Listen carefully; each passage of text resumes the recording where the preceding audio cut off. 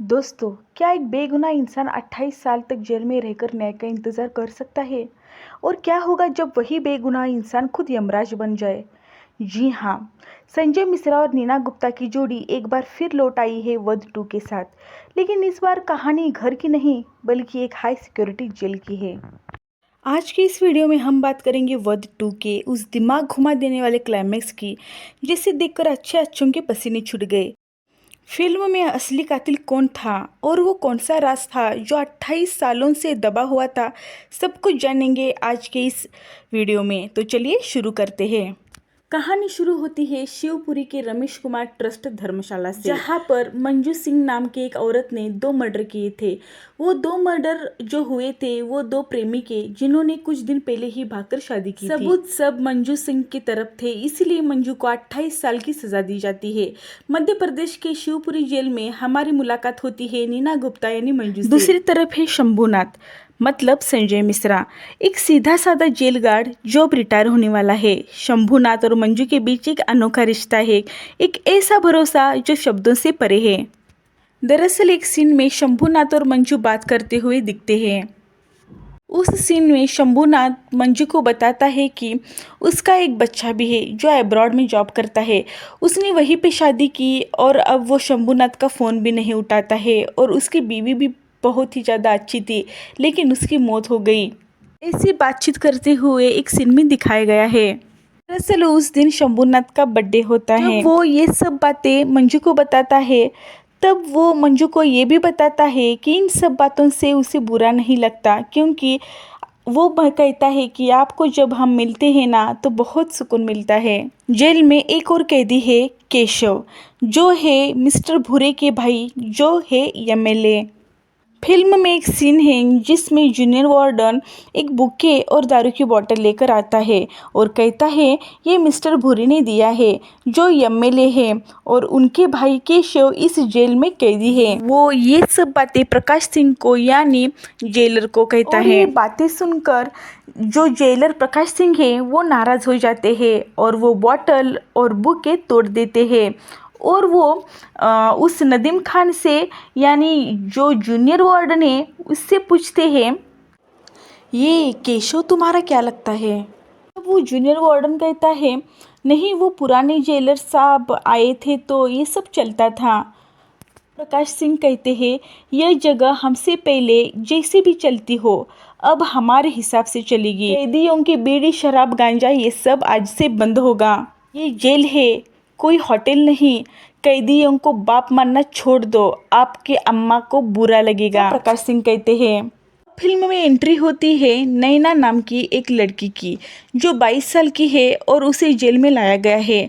मंजू उस लड़की के बारे में पूछताछ करती है अपनी सहेलियों से। उसे पता चलता है कि नैना बैंक में काम करती थी और पैसों की अफरा तफरी हुई थी। वहाँ का बैंक मैनेजर अपने आप को बचाने के लिए नैना को फंसा दिया था। की कहानी सुनकर मंजू थोड़ी परेशान होती है।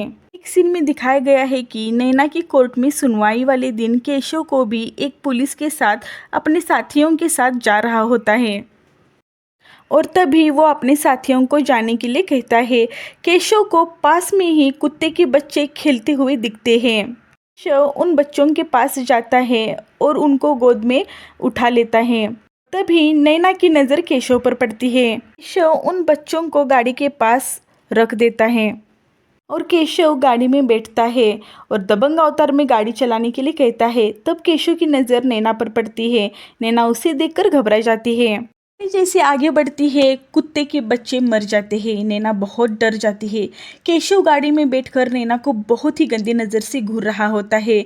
नैना के बाजू में बैठी वार्डन रजनी को भी पता चलता है कि केशव नैना को गंदी नज़र से देख रहा है।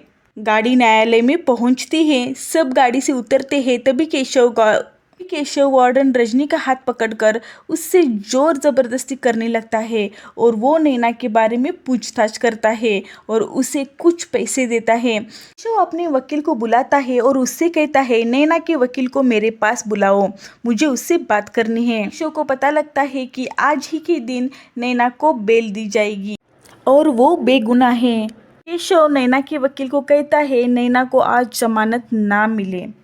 वो वकील को धमकाता है और इन सब बातों पर ध्यान होता है नैना का। तो रात का समय होता है, सब लोग सोए थे, मंजू अकेली बैठी हुई थी। तभी उसे नैना की रोने की आवाज़ आती है। मंजू नैना के पास जाती है और पूछती है, तेरी तो आज बेल होने वाली थी, क्या हुआ? नैना कहती है, मैंने कुछ नहीं किया है, मैंने कोई चोरी नहीं की है, मुझे बहुत डर लग रहा है। नैना मंजू की गोद में जाकर बहुत रोने लगती है। जेलर प्रकाश सिंह को पता चलता है कि केशव अपनी मनमानी कर रहा है, इसलिए प्रकाश सिंह उसे सॉलिटरी कंपार्टमेंट में बंद कर देता है। तभी प्रकाश सिंह को उनके सीनियर का फोन आता है और वो केशव को सॉलिटरी कंपार्टमेंट से निकालने के लिए कहता है। ना चाहते हुए भी केशव को उस कंपार्टमेंट से निकाला जाता है। तो अब एक रात का सीन दिखाया गया है जिसमें मंजू को नैना कहीं दिखती नहीं। अगले दिन पता चलता है कि केशव जेल से भाग गया था। एंट्री होती है पुलिस ऑफिसर अतित सिंह की, जो जांच को शुरू कर देते हैं। इन्वेस्टिगेशन करते वक्त एक जेल में से एक कैदी के साथ अतित सिंह की बात होती है और वो बताता है कि केशव ने उससे कहा था, नैना नाम की लड़की जो उसे छिप छिप कर देखती है और उसके ऊपर लट्टू है। इसी बात पर अतित सिंह यानी इंस्पेक्टर नैना से पूछताछ करने के लिए निकलते हैं। दिन इंस्पेक्टर शंभूनाथ से पूछताछ करता है, वो भी उसके घर जाकर। उसके बाद वो प्रकाश सिंह से पूछताछ करता है। प्रकाश सिंह और इंस्पेक्टर की नोकझोंक दिखाई देती है और इसके बाद 11 महीने के बाद प्रकाश सिंह के घर के पीछे से एक डेड बॉडी मिलती है। इंस्पेक्टर अतित सिंह फिर से इसी केस को इन्वेस्टिगेट करने के लिए निकलते हैं। उनको कंकाल के पास एक अंगूठी मिलती है। कंकाल का डीएनए रिपोर्ट आता है और पता चलता है कि वो बॉडी और किसी की नहीं बल्कि केशव की ही है। इंस्पेक्टर को पता चलता है कि केशव ने आखिरी कॉल रजनी को किया था। उसके बाद इंस्पेक्टर रजनी के घर पूछताछ करने के लिए निकल जाते हैं। इंस्पेक्टर को बताती है केशव नैना के लिए बहुत कॉल कर रहा था। केशव नैना को उसके पास लाने के लिए कहता था। रात रजनी नैना को साथ लेकर जाती है और उसे वो डिस्पेंसरी का गेट खोलकर नैना को अंदर ढकेल देती है और रजनी दरवाज़ा बंद करके वहाँ से चली जाती है। थोड़ी देर बाद रजनी फिर से वापस आती है तो देखती है नैना बाहर बैठी हुई थी और उसके बाद जेल के मेन गेट को ताला लगा देती है। रात रजनी नैना को साथ लेकर जाती है और उसे वो डिस्पेंसरी का गेट खोलकर नैना को अंदर ढकेल देती है और रजनी दरवाज़ा बंद करके वहाँ से चली जाती है। थोड़ी देर बाद रजनी फिर से वापस आती है तो देखती है नैना बाहर बैठी हुई थी और उसके बाद जेल के मेन गेट को ताला लगा देती है। से रजनी नैना को जेल में डाल देती है। ये सब बातें रजनी इंस्पेक्टर अतित सिंह को बताती है और उसके बाद इंस्पेक्टर जाते हैं सीधा नैना के पास। नैना इंस्पेक्टर को बताती है केशव को मैंने मारा है। इंस्पेक्टर कहते हैं, आप जिसे भी बचाने के लिए कोशिश कर रही है उसे बचाने में मैं आपकी मदद करूंगा। मैं किसी भी सही इंसान के साथ गलत होने नहीं दूंगा। अगर ये इन्वेस्टिगेशन मेरे हाथ से गई तो मैं कुछ नहीं कर सकता। और नैना शुरू हो जाती है बताने के लिए। डिस्पेंसरी में केशव सामने बैठा था, जबरदस्ती करने लगा था। आते हैं उस क्लाइमैक्स पर जिसने सबको हिला दिया। पुलिस को लगता है कि जेलर कातिल है, लेकिन सच कुछ और ही है। जब केशव ने एक मासूम कैदी लड़की नैना के साथ जबरदस्ती करने की कोशिश की तो मंजू का सालों का दबा हुआ गुस्सा फूट पड़ा और यहाँ मास्टरमाइंड बनकर उभरा शंभूनाथ। उसने न सिर्फ लाश को ठिकाने लगाने की मदद की बल्कि उसे जेलर के बगीचे में ही दफना दिया। लेकिन क्यों? इसका जवाब फिल्म के सबसे बड़े राज में छिपा है। 28 साल पहले मंजू को जिस मर्डर के इल्जाम में फंसाया गया था वो मर्डर असल में इसी प्रकाश सिंह ने किया था। शंभूनाथ ने एक तीर से दो शिकार किए, मंजू को इंसाफ दिलाया और कातिल प्रकाश सिंह को उसी की भाषा में सजा दी। इसे कहते हैं परफेक्ट वध। दोस्तों, वध 2 हमें सिखाती है कि कानून की नज़र से कोई बच सकता है लेकिन कर्मों की सज़ा से नहीं। फिल्म का स्क्रीन प्ले और संजय मिश्रा की एक्टिंग ने एक बार फिर साबित कर दिया है कि कंटेंट ही असली किंग है।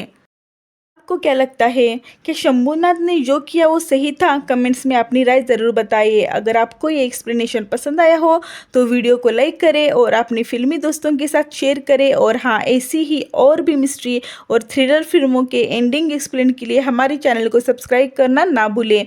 मिलते ही अगले वीडियो में कुछ और अनसुलझे रहस्यों के साथ।